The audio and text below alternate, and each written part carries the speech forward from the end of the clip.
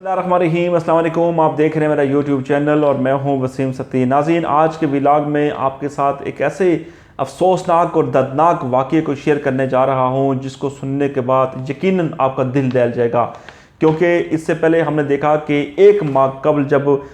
لاہور میں ایک زیادتی کا واقعہ پیش آیا تھا، لاہور موٹر وے پر یہ جو واقعہ ہوا تھا جس میں 3 بچوں کے سامنے ان کی والدہ کے ساتھ زیادتی کا یہ واقعہ جو ہوا تھا،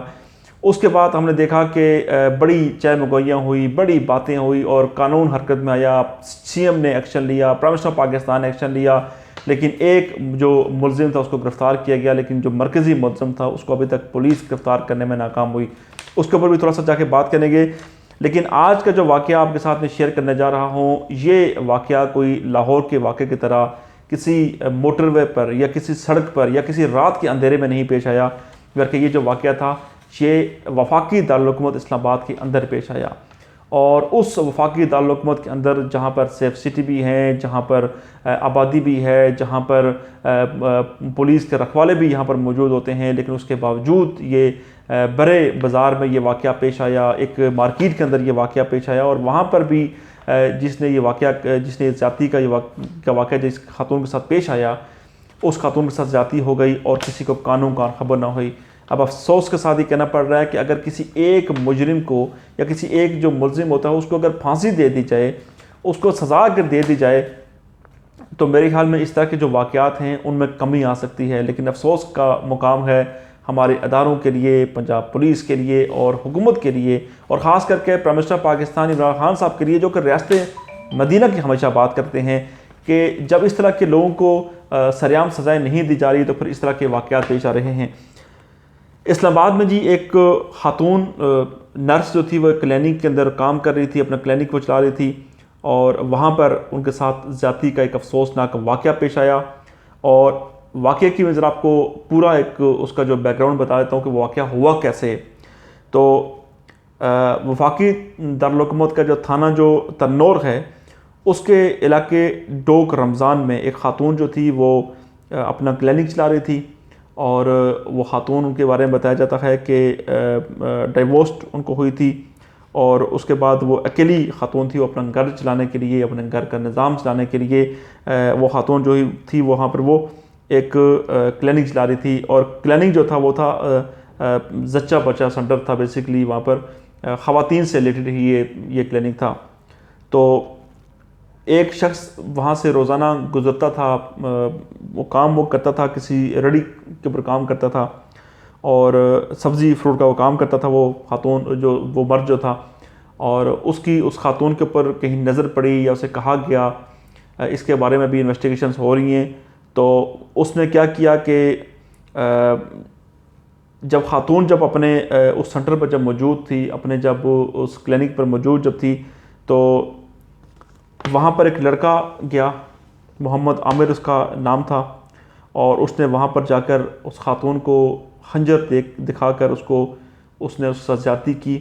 اور زیادتی کا یہ افسوسناک واقعہ بڑی مارکیٹ کے اندر یہ پیش آیا، اور کسی کو قانون کا خبر نہ ہوئی، اور خاتون ڈر کے مارے اس نے وہاں پر شور بھی نہیں مچایا، کیونکہ اس کے ہاتھ میں خنجر تھا، اور اس خاتون کو ڈر یہ تھا اور خدشہ یہ تھا کہ اگر اس نے یہاں پر کوئی آواز نکالی یا چیخنے چلانے کی اگر کوشش کی تو یہ خنجر اسے مار سکتا ہے اور اسے جان سے مار دے گا۔ تو خاتون نے اس کی طرف سے جب اس کو پریشرائز کیا گیا تو اس نے وہاں پر اس کے ساتھ زیادتی کی، اور زیادتی کرنے کے بعد وہ جو ملزم تھا وہاں سے بھاگ نکلنے میں کامیاب ہو گیا۔ اس کے بعد خاتون کو اس لڑکے نے بلیک میل کرنا شروع کر دیا،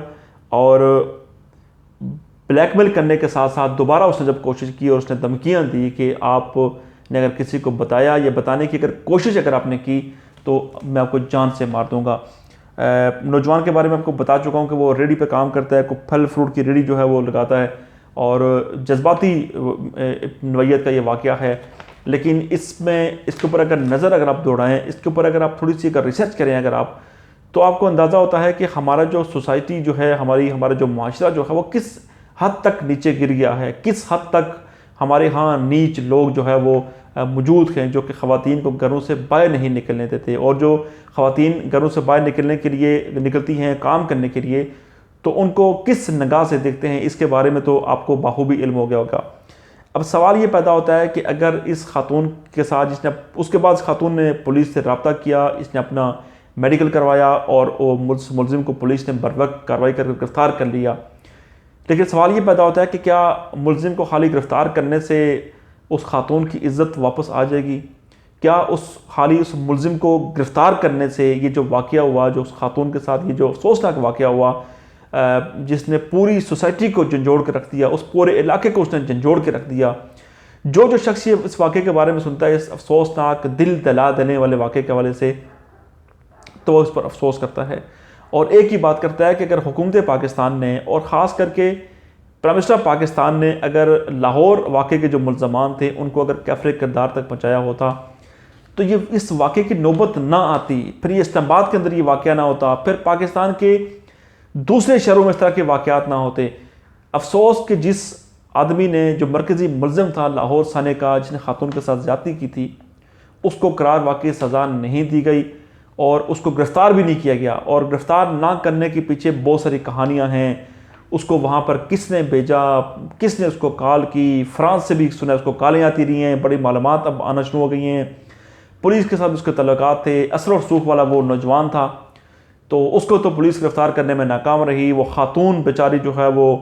در در ٹھوکریں کھانے پر مجبور ہے، سسرال کی طرف سے اس کے اوپر جو مظالم ڈھائے جا رہے ہیں، اس کے ساس سسر اور دیگر لوگوں کی جانب سے اس کو ساتھ جو ظلم کیا جا رہا ہے، وہ بھی کہانیاں آہستہ آہستہ سامنے آنا شروع ہو گئی ہیں۔ اور جب ہم مقامی لیول کے جب صحافیوں سے بات کرتے ہیں تو وہ ہم بتاتے ہیں کہ کس طرح سے معاملات جو ہیں وہ ابھی آگے بڑھ رہے ہیں، تو اس کی زندگی اپنے تباہ کر دی، اس کے بچوں کے سامنے جس خاتون کے ساتھ زیادتی ہوئی اس کی زندگی تباہ ہو گئی، لیکن جو یہ کام کرنے والا درندہ صفت انسان تھا اس کو کسی نے گرفتار نہیں کیا۔ قانون کے رکھوالے سے گرفتار کرنے میں ناکام رہے، قانون کے رکھوالوں نے اس کو گرفتار بھی کرنے کی زحمت نہیں کی، پولیس کی ٹیمیں بنی، ASI دیا گیا، کانسٹیبل دیے گئے، گاڑی دی گئی، پتہ نہیں کتنے اضلاع میں پولیس کو پھیلا دیا گیا، لیکن ایک عابد ملہائی جو تھی وہ جو ملہائی جو ہے اس کو گرفتار نہیں کیا جا سکا۔ ایک عابد ملہائی کو گرفتار کرنے کے لیے پنجاب پولیس نے کتنے چھاپے مارے اور ناکام ہو گیا، اور ہر بار وہ بچ کے نکلنے میں کامیاب ہو گیا، 5 دفعہ وہ ابھی تک بچ چکا ہے۔ اور اسلام آباد میں جو واقعہ ہوا، چلو کریڈٹ جانا چاہیے اسلام آباد پولیس کو، لیکن افسوس کا مقام ہے تمام پاکستان کے قانون نافذ کرنے والے اداروں کے لیے اور خاص کر کے پولیس کے لیے کہ اگر وہ اس طرح کے جو درندے صرف جو لوگ ہیں، ملزمان جو ہیں، اگر ان کو سزائیں اگر وہ دے دیں بر وقت، اگر تو اس طرح کے واقعات نہ ہوں کہ اسلام آباد کے اندر خاتون اپنے ہی کلینک میں موجود ہے، اس کو خنجر دکھا کر زیادتی کا یہ واقعہ پیش آ جاتا ہے اور وہ خاتون بیچاری بول بھی نہیں سکتی کیونکہ اس کو اپنی زندگی کا مسئلہ ہے۔ وہ سمجھتی ہے کہ اگر یہاں پر آواز نکالی، کسی کو پکارا اپنی مدد کے لیے، تو شاید وہ خنجر اس کے پیٹ میں مار دے اور اس کے جو قتل کا جو یہ جو ملزم ہوگا اس کو شاید کوئی گرفتار بھی نہ کر سکے۔